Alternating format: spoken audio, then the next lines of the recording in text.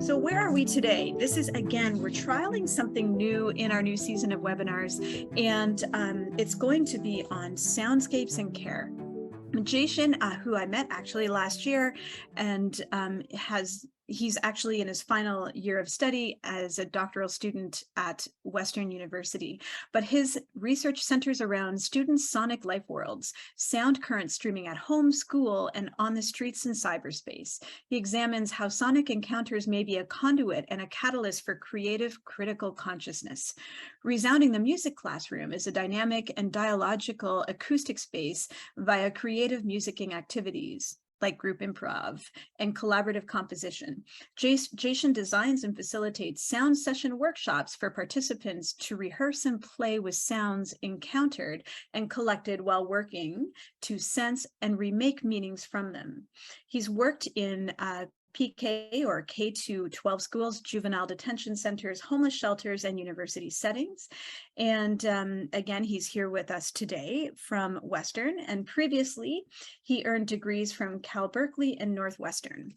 And so I'm going to stop sharing my screen and just invite you for a moment. Again, we're going to be asking you or inviting you to be courageous and join us in a little bit of an integrated activity. And if you haven't had a chance, in the email we sent you some resources to review. Don't worry if you didn't have a chance to review them; they'll be there for you to observe after. And but if you can, for a moment, just think of 3 different sounds in your sound environment that you find interesting.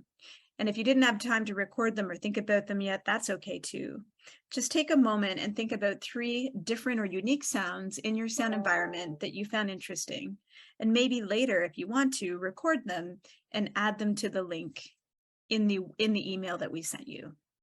And with that, Jashen, I would love to invite you to take over the reins and walk us through soundscapes and care. As a heads up, I come from an education background, as you've heard about. And my background in education is in music. Specifically, I studied composition, and I'm very interested in composition and improvisation in various kinds of spaces, because I think that there's opportunities in all kinds of spaces for people to get in touch with that creative aspect of themselves through sound, which is what composition is. And so I come to this completely new field of thinking through with you, and I'm eager to hear your thoughts on healthcare and wellness.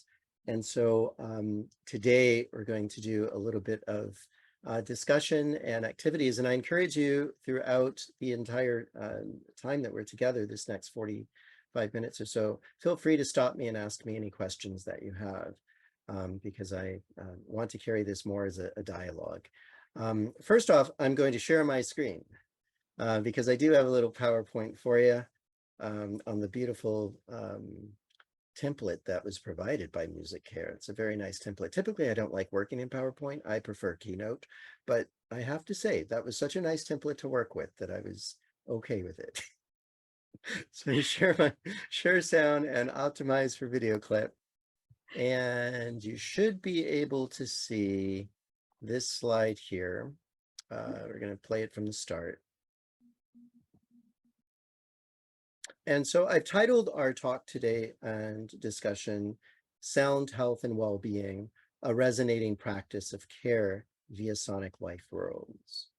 And we'll know in a little bit why I'm calling it a resonating practice. I've been thinking through this idea of resonance along with a philosopher that really spoke to me. It's a living philosopher, even more, it's a living German philosopher named Hartnett Resonance, who looks at the state of the world today through what he calls resonance, and this idea that we are bodies living in the world, and that sometimes our bodies and our minds can become sick because they are alienated from the ways in which we relate to the world. So the resonating practice is something that we'll talk a little bit more about. But Hartnett Resonance is a German philosopher. He critiques our society through a postmodern idea of alienation. versus resonance. And I felt as I was thinking through our what we would talk about today, even though this is completely coming to me and I'm respinning this from a pedagogical perspective, I begin to think about, everything is learning. I'm going to be learning today about you and about your profession and about the sounds that you hear and recall from your profession and why those sounds may be important to you. So pedagogy, I think, crosses all levels of age and opportunities for us to think through things together. So with that said, I'm going to move to the next slide, which is going to take you a few minutes to do. And what I'd like for you to do is to introduce yourself around the Zoom room by stating your name, the number of years that you've been in the healthcare and well-being profession, and then the first sounds that you recall hearing in your working environments, and particularly why those sounds stood out to you. So if you can take a few moments or a moment, to think about that, and then I'm going to stop sharing my screen. If you want to write these instructions down, you can, or I can throw them in chat, because then I want to see your faces and hear your voices as you're going through this. So your name, the number of years in the healthcare and well-being profession, and the first sounds that you recall hearing in your working environments, and why those sounds stood out to you. And this is my favorite part, when everybody can unmute, because then I can hear things. And how many people we have with us? We have 8, so we can actually, okay, this is nice. It's a nice size group to actually go around and listen to each other and sort of take in what we're saying. Who would like to go first?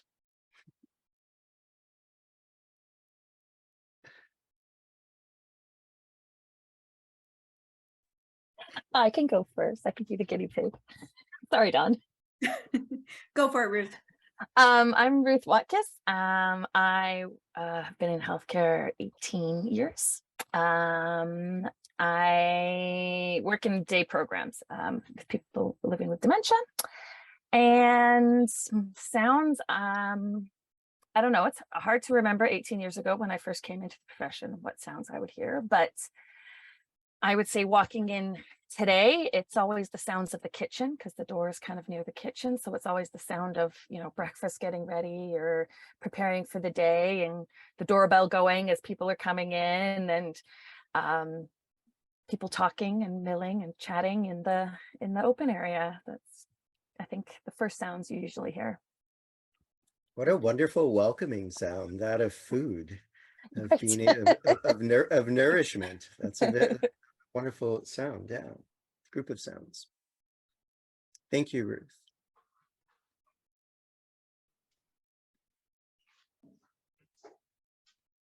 I'll jump in to give folks another moment to think about their answer. I'm Dawn. My care setting was education as well. So number of years, I guess it would be about 20 now. Not quite, maybe 19. First sounds, I think on the first week that I was teaching in my own classroom, it was crying, because I was situated next to a kindergarten room. So the noise of children being dropped off for the first day of school, there was crying and happiness and chaos, but definitely crying.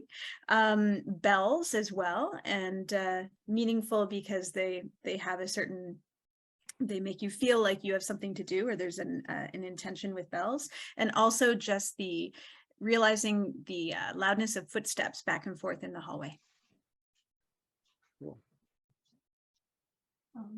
I guess I can go. My name is Keely. I'm a recreation therapist in long-term care.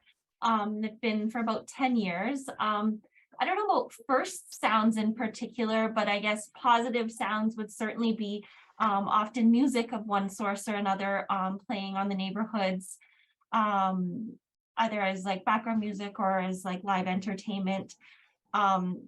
Another very frequent, far too frequent sound that is, I would say, a very negative sound would be just the bells going all the time, of like call bells, fall alarms, bed alarms. And it just seems like there's constantly bells going off, like ding, ding, ding, ding.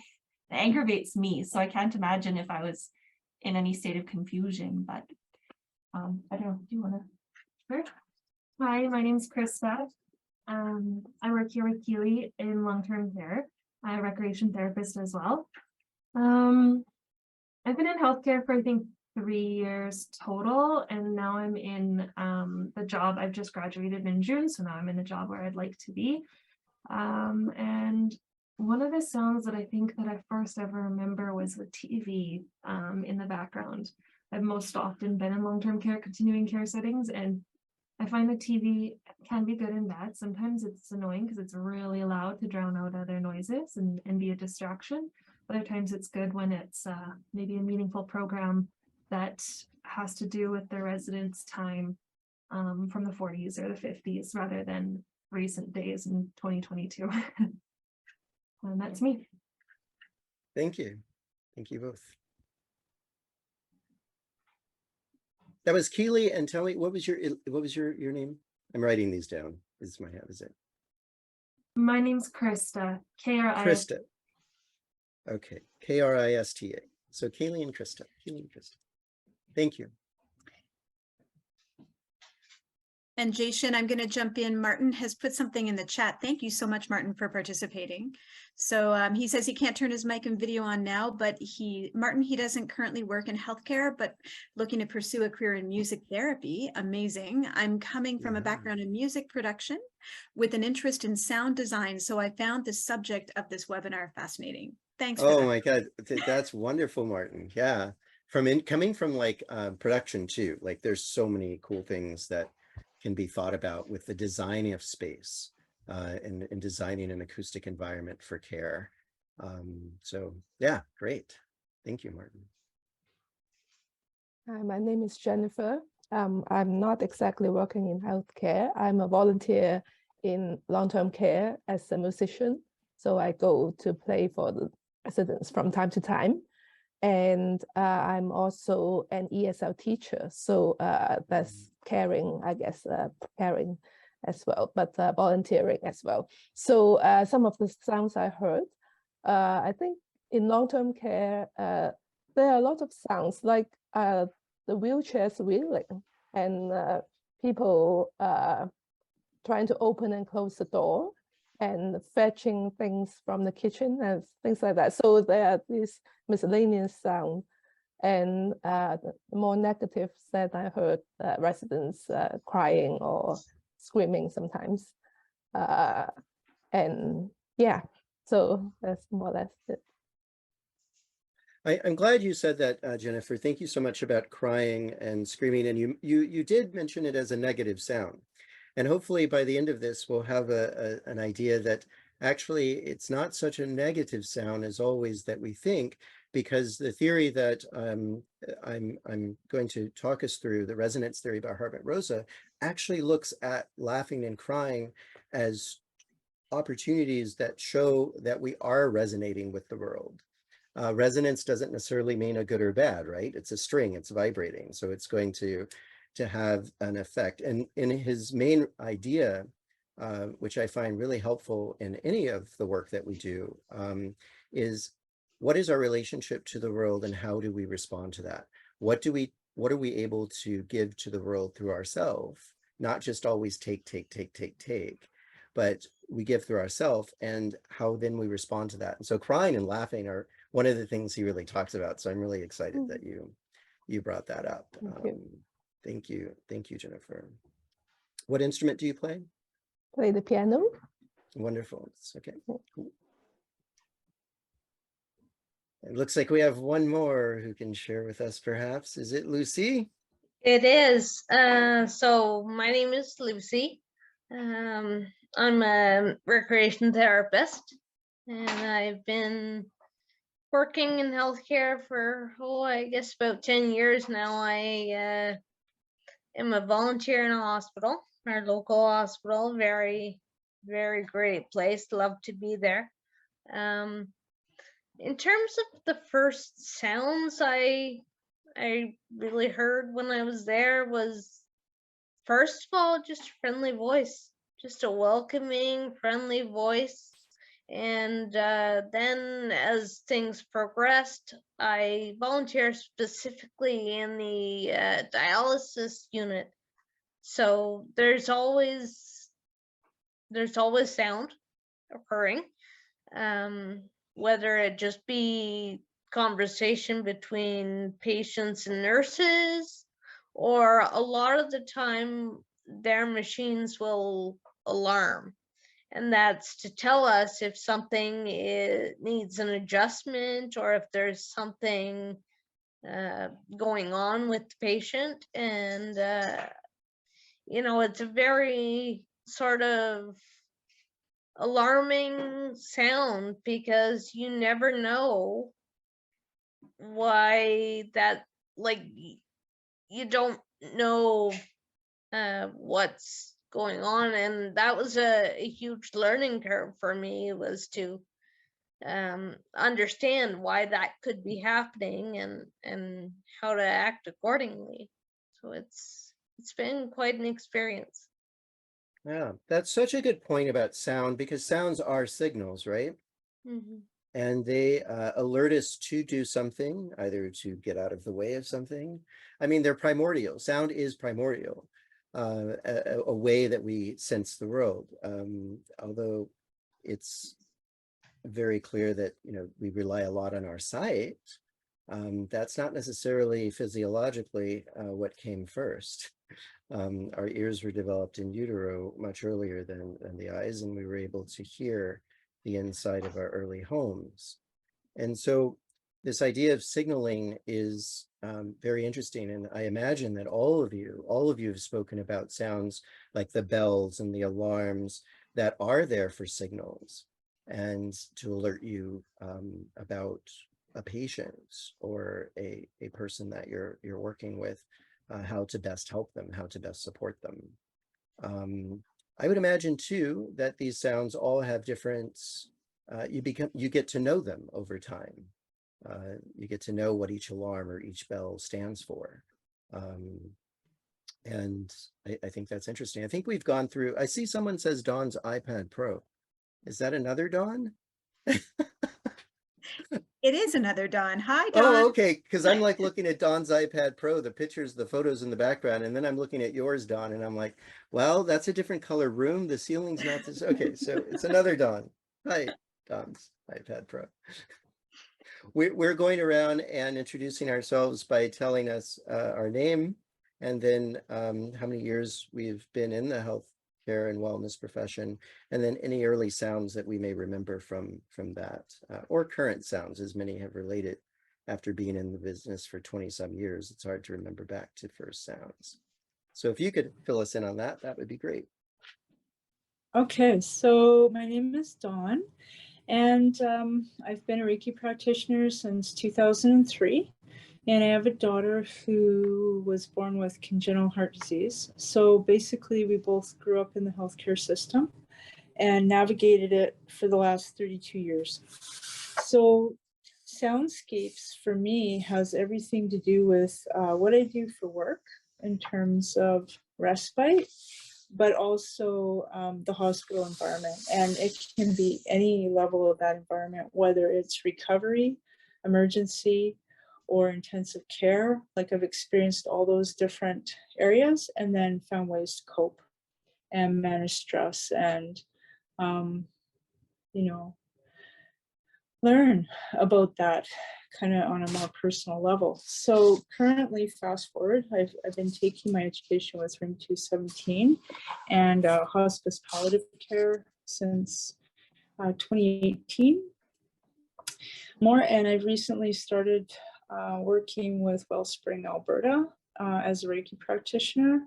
And I use a lot of electronic music platforms to engage in relaxation and stress modification for different members of that community. And it's all about cancer care. So it's been really engaging, and I've been there on site, physically present for the last 2 months. So I'm learning a great deal as I go. And everything that I've been utilizing through room 217 has been very positive. But I'm finding that I'm being more contemplative and observant at this time in terms of what I can take forward and really implement going forward. Thank you. So, And to be clear, to make sure I understood Yeah. you correctly, you're saying that in the palliative care training that you're currently taking, Mhm. you are using electronic music. Yeah, so playlists and different, yeah, just all different levels of music and interests that different people have, and seeing how it can be modified from what it's been traditionally. Great. So are your patients creating their own playlists? Like you have an idea of what music they like and you're bringing that in for them to listen to? Yeah, I Is like that- to collaborate with them, so I'm experimenting with that a little bit. Yeah, cool. Because it's all ages, it's cradle to grave, so to speak, if it's not too odd to use that term. But each person that I deal with is in a different age group and a different stage of their life. So they have different things in terms of music that comforts them. Yeah. It's not one size fits all. Absolutely. Thank you. Yeah, I mean, Okay. just as music is subjective, you know, so are sounds. And I took a little tally as I was listening here. It seems like we have palliative care practitioners, a lot of recreational therapists as well. And I'm going to, and music therapists. I'm going to tell a story. Dawn and I were talking when we a while back about this story. It's a personal story where I first started to understand, or to get a glimpse of, no way do I understand it, but to get a glimpse of the relationship between music and care. And this was with reference to my father. So in 2014, August the 5th, my father had a massive stroke. And I was living in Berlin at the time and finishing up a project. And my family, I grew up in South Central Los Angeles, where there's lots of all kinds of sounds that hopefully you never have to hear in your lifetime. I grew up with the sounds of helicopters, gunshots, murders, screaming. I mean, South Central LA is basically what people will know of when they watch or hear things like Straight Outta Compton or things like that. So a lot of gang violence, a lot of crack cocaine, a lot of sounds that are were part of my life. Now, what's interesting is we lived on 73rd and Hoover in Los Angeles, California. 74th Street was the Hoover Street Crips. So you would hear them fighting with these 66 Rolling Bloods. So you have the Crips and the Bloods that were warring each other. So often at times you're hearing gunshots and have to duck in your house. We would have to hide under hide in the living room on the floor, because that was like a larger space where my brother, my mom, and my dad and I could be. So these are the kinds of sounds that we grew up with, but for some reason, my dad, being the nosy person that he was, we're going to backtrack from August the 5th when he had the massive stroke to my growing up with him 20-some years before, and my mom in our house on 73rd and Hoover. He loved sitting on the porch. Part of this, I think, was his Southern upbringing. My dad is from Texas, and the whole like idea of like you say hello to your neighbor, you wave at them. But also in our neighborhood, it played another purpose. I mean, you want people to know that you're there and that you're watching them so that they don't, at least they know that if they are going to mug you or rob you, that you've seen them. So they're less really going to do that if you're paying attention and aware and acknowledge their presence. But my dad loved to be on the porch. He loved to watch this world go by. And they lived on, or we lived on 73rd and Hoover, but eventually they moved just a few blocks away to Gage Avenue, which is a thoroughfare to the 405 highway, the Harbor 110 and the 405. It's a massive artery. Gage Avenue is a thoroughfare for there. So traffic noise all the time, people screaming all the time. And my dad would sit and he would watch this and he would eat his oatmeal. He got up every morning, made his oatmeal. And he might sneak in a chocolate cookie because he loved sweets, which was, I mean, massive stroke. Come on, man, he did not eat the greatest. And so this was a sound that we knew he enjoyed. And when he had the stroke on August the 5th, he lost his right side mobility and his speech. And so when I was on the Skype with him and my brother and my mom, because I was living in Berlin, he was in the hospital and they were doing therapy with him, singing therapy. He was singing, "Hello, Jashen, how are you?" He could sing this, but he couldn't say it. And my dad had an incredible voice. He loved to sing. And so this was a thing for me of like, oh my God, okay, I'm going to fly back to LA. I'm going to, rehabilitate him. We'll bring him home. We'll rehabilitate him because he can at least do. He's starting to do this. This was after a day of the stroke, 2 days of the stroke. So I got home the end of that month, so about 3 weeks after the stroke, and by that time he was in rehab. And they were doing a lot of, I guess, what you all do with recreational therapy, trying to build his body back up. Now, my dad never exercised in his entire life, really. So his body didn't really know at 79 years old how to endure, pain when you're first working out. And so he really didn't take too well to the physical therapy. And he would fight the nurses at a certain point. And he was a big, mean person sometimes. And so we realized that that was not going to work. And so we decided to bring him home from the physical therapy. And what we did in the home is we set up the hospital bed in the living room with the door wide open to Gage Avenue so that he could peek his ear up, peek his eye up, and sort of still be part of a world through the sounds that he was familiar with and through the things that he was familiar with seeing. And so we did that. And unfortunately, what I learned in that process is a couple of things.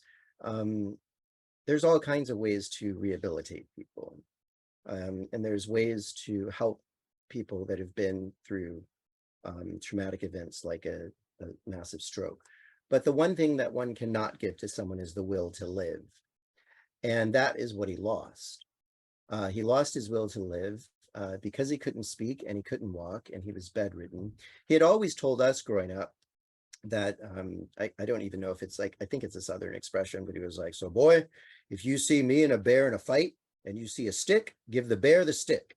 So he was the type of person that didn't want anybody doing anything for him. And here he was in this position where he needed to depend on us to take care of him. And so he did the only thing that he felt he could do, which was stop entering food into his mouth. So he starved himself over a period of 3 months.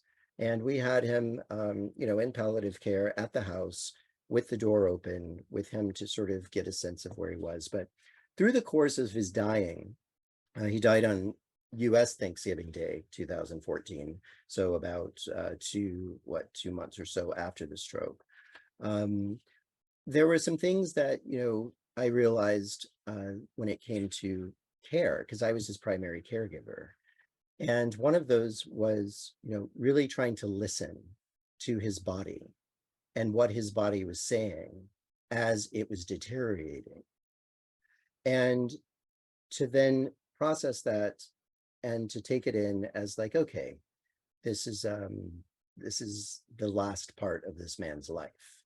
And so I say all of that to say this, that our bodies, the way they respond to the world through, in my situation, through listening to my dad, really helped me understand a bit more about sound's importance and its role in my own well-being.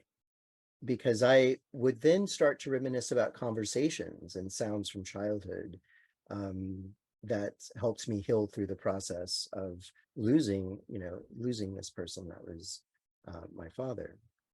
So I'm going to leave that story and go into a little bit about why it is that this idea of sound, I think, has some applications for all of us in a field that I never thought about until that experience with my dad, and then forgot about it until having a conversation with Dawn a few months ago about talking with you all about healthcare. And I'm like, wow, there's must be some way for us to think through the body as a resonating thing. And to help me do that, I am going to share my screen again and go to this slide, I think. Yeah. So the philosopher I mentioned to you, Hartnett Resonance, I encourage you guys to check out his work if you have an opportunity. He has this idea of resonance, and he says that the universe of sound consists in its ability to express or generate all manner of different and differently nuanced relationships. Strife, loneliness, desolation, resentment, alienation, and tension, as well as yearning, refuge, security, love, and responsivity. Responsivity is really huge with Hartnett's theory of resonance, because again, it's about a sociology of our relationship to the world. He sees that our relationship to the world has become one where we're constantly running, constantly jumping through hoops, constantly trying to get to the next iteration of self. And in that process, by the time we get there, the yards had changed, the line has changed, the goal has changed, because our society is moving at such a fast pace, something that he calls dynamic stabilization. And in this dynamic stabilization part, what can happen is our bodies split. And from our minds, our body starts to react in ways that are not necessarily relating to the world in healthy expressions. And so one way to get back to this idea is to listen to the spaces around us and hear what they have to say. He goes on to say that beyond the material relationship to the world, and when he's talking about material relationship, he's really talking about the ways in which we get our resources and the ways in which we think about resources in the world as things that we have to have. A lot of his research is in response to happiness research, like what makes us happy, what makes us well. And he found that a lot of people, when you ask them if they're happy, they're like, well, they measure it against how much they have, like the amount of money they have, or their physical condition of their body, or the level of education that they have. So it's about this material relationship that one has to the world. But he says beyond that material relationship to the world of the individual organs, such as our stomach, voice, hands, and eyes, our body as a whole likewise responds and relates to the world as a whole. And the physical body as such thus constitutes an organ of resonance. And it's important when thinking through this idea of resonance that the opposite of resonance, according to Rosa, is alienation, where we become alienated from ourselves and the world such that we can become ill and not well. He sets this up through a, I'm going to move this up because I think I can, and that way you can see it better. Through a body as self, this embodied self, and then the body as the world. And he sees our body as self as having sensory experiences in the world, and then appropriating of the world through physical action. That's when we see the body as the self. The body as the world is when we're disciplining of the body. We see the body as an enemy. We see the body as a traitor, and we alienate from the body. His whole theories are interesting to think through and to read about, but ultimately what this comes down to is that our relationship can either be an expression and manipulation of our body to the world, or an inscription and inspiration of our body to the world. It may become a little clearer through this diagram. Alienation for Rosa is about being mute. It's basically about where this idea of we're not able to truly respond to the world versus resonant. So we find our body in resonant situations as a source of inspiration. But if we're not resonant to the world, we can find it as a source of disturbance. And disturbance can show up in ways like diseases. It can show up in mental illnesses. It can show up in physical illnesses. It shows up he talks about in stress and stress situations. And when we are not able to be resonant with the world, then our expressions can also be affected. And that's when our participation in the world becomes something that we're not able to fully participate in ways that can be strong and healthy as possible. The three ways, and this is where I was mentioning earlier, the laughing and the crying specifically, but the three ways that he talks about in this section on bodily relations to the world and how it affects our health is through laughing, crying, and loving. And he says something really interesting about this idea of, there's a lot of research that some of you may know about laughter and it being a release and a way for us to engage in the world. Sometimes it can be a nervous laughter, but it is a response to the world that releases tensions. I always think of, coming from like classroom experiences, like if I listen back and can hear laughter going on in my classroom, then I really feel like there's conversations happening, that there's good things happening in that classroom, that students, and that I'm reacting with and to the students, and they are the same with me. Crying is something that releases tears, and so it literally is this idea of fluid, being fluid in the world and responding to the world through that fluidity of tears. And he makes a comment that says, imagine someone without tears. Imagine when there's nothing to laugh or to cry about. I mean, I think that is the ultimate in sort of not really being able to respond to the world resonantly, but more in an alienating sort of way.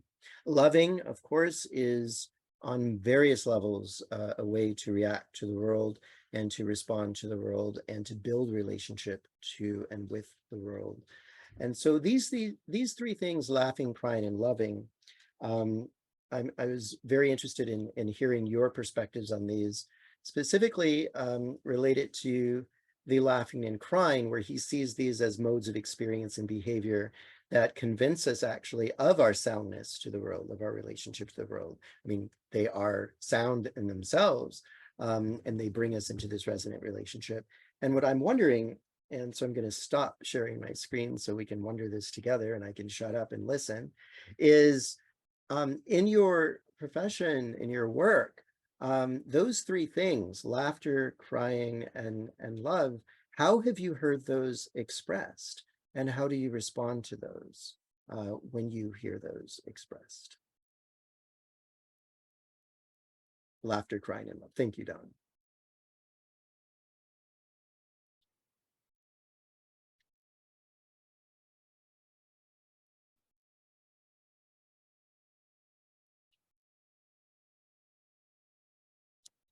I think I think one of the things that I struggle with just what you were saying is we're talking all about, you know, the self and the self experience, and that, you know, when in long-term care at a day program, it's so much more than just the self in that environment, right? And so for me, the crying is still, and even the laughter, you know, it's a good sound, but you're still watching to see if it's too loud for anybody else, and it's too, you know, so it's respecting that individual's relationship, as you were saying, because I really, on a personal level, really connected with what you were just saying.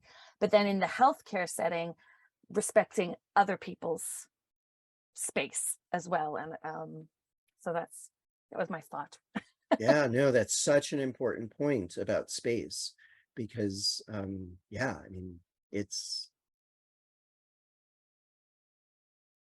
must be, yeah, what is it in spaces like that where so many people are close together? It's not just necessarily you going to their home, but you're in a facility. How are sounds like that, tears and crying and laughter, managed? Laughter, it's looking at, from in my experience, it's looking at, you know, how loud it is, and watching the body, um, watching the body language of the people around to see if it's setting off someone, if you have to move someone, right? Move someone away so that they can have their own experience. I know from my experience in long-term care, it's even more complicated because you've more tears than in the day program. So it's more crying and more crying out. You know, the crying out of help me whenever someone comes near them or anything like that. So it's you know, as a health professional working with individuals like that, it's really trying really hard to find out what is the trigger for those people, and then watching everyone around it and making sure that, you know, you sit those people near those people so that those people don't hear the other people. And it's like I don't know, it's like physics or something, but you know, like it's very complicated, because you do need to, as you know, as you were just saying, to really respect that individual's space too, right, and their experience in the world. But it's very complicated. Yeah. Anybody else have any thoughts or experience with that?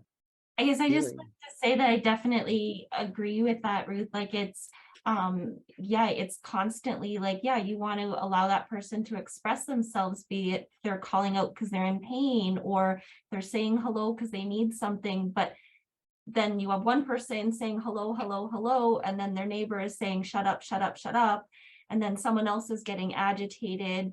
And sometimes even laughter, it's good to hear, but then someone else is, why are you so loud? And so it's tricky.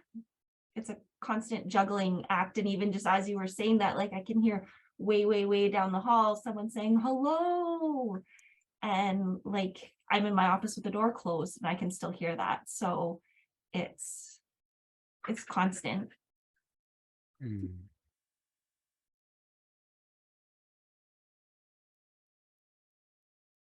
I was just wondering, listening to this, like, do you ever feel like there's certain sounds that you just block out for your own mental peace of mind? And what are those sounds? I think sometimes you have to keep going, even if somebody is saying help me, like I hate it. Or when someone's calling out, they're saying someone's helping, nursing is helping them out in their room with care, and they're saying help me, and you know they're just not sure what's going on, and they're being taken care of, and you can't always stop. I know nursing really seems to tune out the alarms, which I guess I don't blame them, but that drives me crazy when the bells are going off, and I'm like, I can't be here right now. But nursing really seems to, because they constantly are hearing them, I guess. Yeah. Cool. You'll notice. Oh, did you, Lucy? You were going to say something. Just to sort of echo your point, Keely, I can really relate to sounds in a hospital setting, be it as a volunteer in a hospital, and I've also been hospitalized in my life quite a few times, and for extended periods of time with the surgeries and things. But just that whole idea of a sound being very important, but can, yes, agitate somebody or cause worry. So, you know, be it important to hear that, but also to find ways to make that sound be beneficial to the people it needs to be beneficial to, but also to allow for other patients or the patient themselves to feel comforted and calm through that experience, depending on what's going on. Thank you for that, Lucy. That brings me to my next question, or the next few minutes, to sort of talk about, which relates to, you'll notice on the chart that I sent you, the Padlet chart, where I asked you to upload a sound to write your sensation, your immediate visceral reaction, where you were in time and space. You can look at that as, in the future, if you didn't have a chance to look at it now. But what I'm wondering is, can you think of any ways that the sounds of your environment in your workplace can be used as creative critical tools?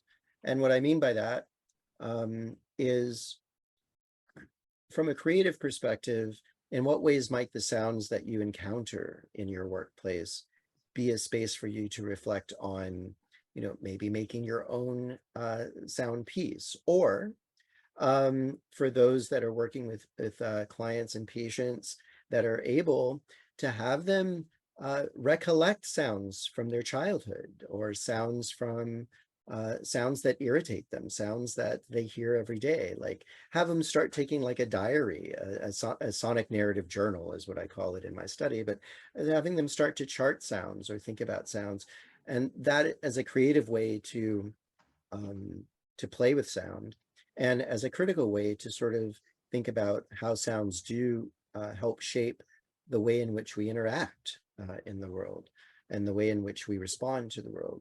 Can any of you, I know with music, this is something that's been done, but with sound, specific sounds, I'm wondering if that's something that you all have come across, or something that you can, envision doing in your practice.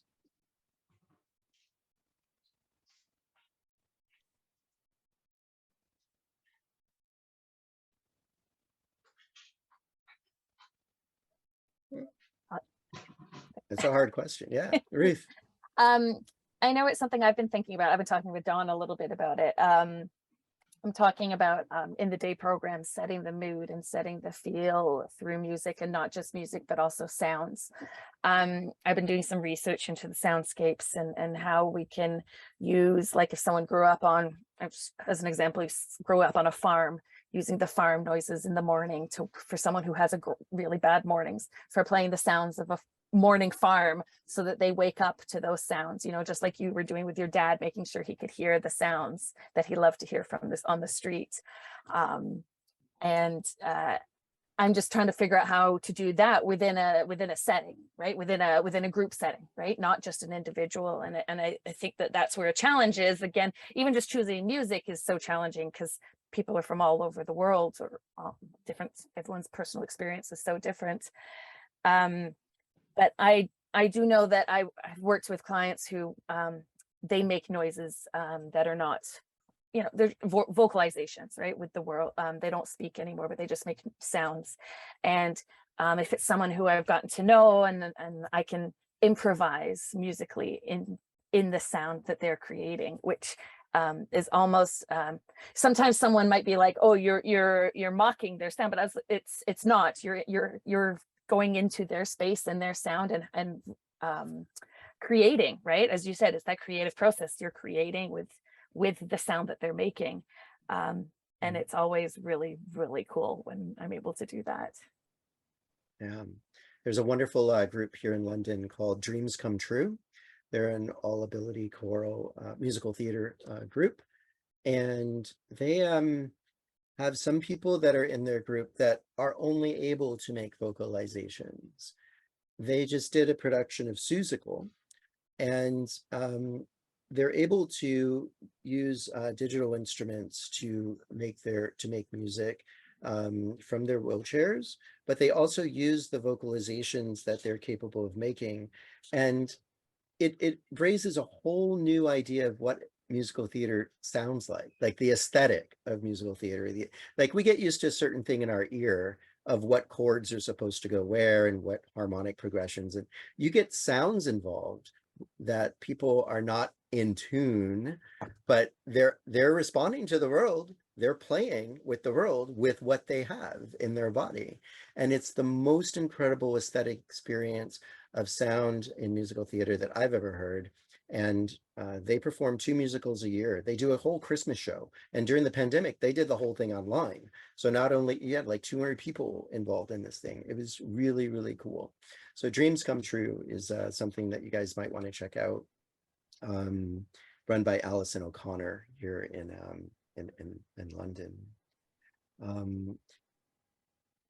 I want to be respectful of time, and it looks like we're at 4:25. But I also want to give more like time for people who may have some ideas of how this idea of sound can work in their workplace.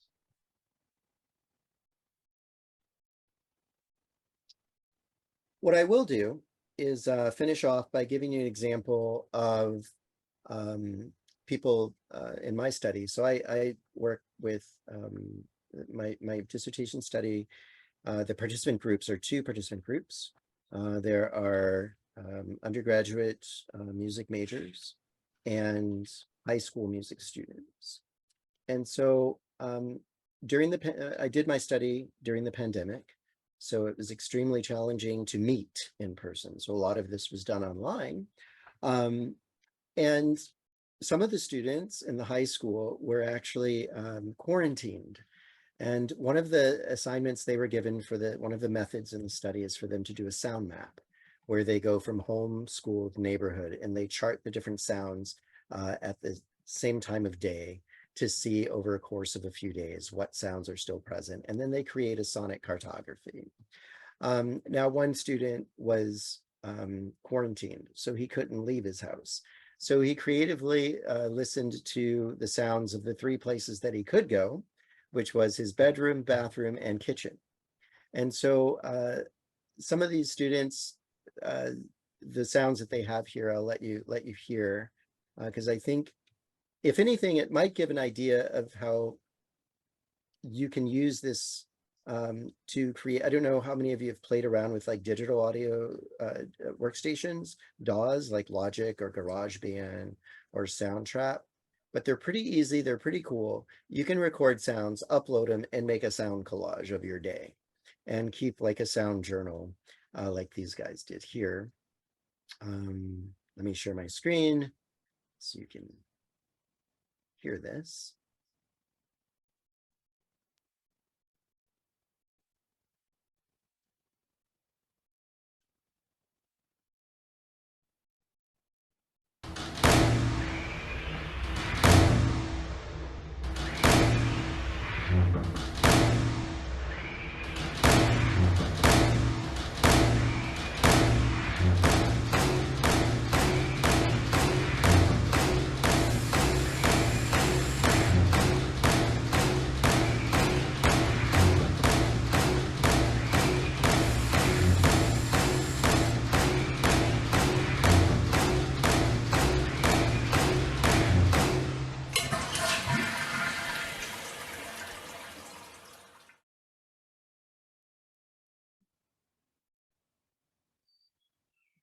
And this is him talking about the process. So I was quarantining, so I had maybe a maximum of 10 minutes a day to record sound. But I went along with the idea you gave me of just using sounds I could find in the bathroom. So most, if not all, of the sounds I've used are from the bathroom. And my general inspiration was, while I was in quarantine, I caught up on a lot of I really like science fiction, so I read a bunch of science fiction and did a bunch of things. And then there's in one of my favorite ones, there's a group of these like militaristic big like lizard people, and then they always have like big war drums or whatever. So that's what my general idea was, have like a I guess, like, you know how like a Mongolian horde, they have like the singing or whatever, it'd be like that, but with drums and such. That's what my general idea behind it was. But again, I couldn't do much sound gathering, so I had most of the songs I gathered where I had them already from when I was not in quarantine, and then I recorded a couple like 2 or 3 days ago to finish it up. Yeah. Here's one more example.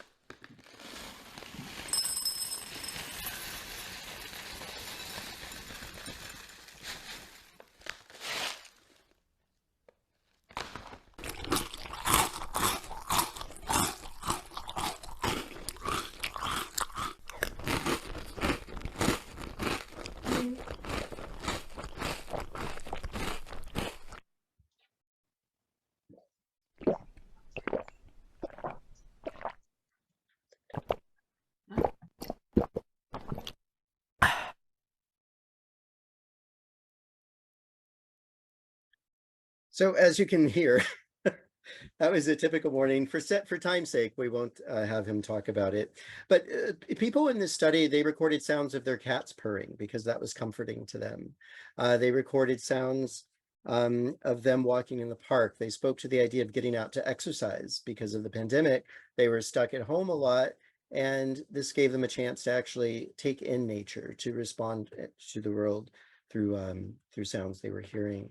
And so I'm just wondering, if things like this could be helpful to your work. And if it is, I'd love to hear more about it in the future, because I think ultimately what it comes down to is by asking people to listen to their world closely, a lot more things start to enter into our opportunities to respond. It's what Pauline Oliveros calls deep listening to the world. And in that deep listening, there's opportunities to create different kinds of connections to the way we feel about things, to the way we think about things, and in your work, to the way that people maybe feel, in their various states. So I hope this has been some help. I'd love to know some questions if there's any questions, and you can always email me questions, thoughts, pictures of tomatoes. I don't know. Thank you so much, Jashen. I'll just jump in. I know we're over time. As a quick thing is, if you want a CEU for this, just email Tanya, just remind her, and she'll send you the documentation for your CEUs. Jashen, do you mind putting your email in the chat that you'd like them Sure. to use? I know there's a couple keen people that are really interested in soundscapes and sound research that might be on the call.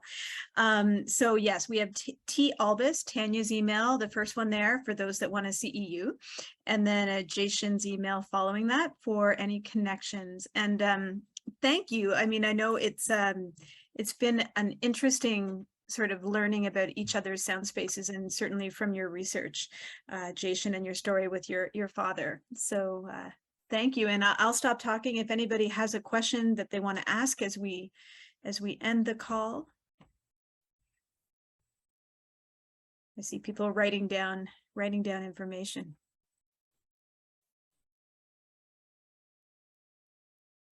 Excellent. Well, on that note, Jashen, well, thank you so much. And Thank you. I know a couple will probably reach out. So Sure. Yeah. No, it's wonderful. Thank you for your time today. And also thank you for the work that you do, because when I think back to the people who helped with my dad, like, we could not have done any of that with my mom and brother alone. So I really appreciate the work that you do, and just take care of yourself always first. And yeah, thank you.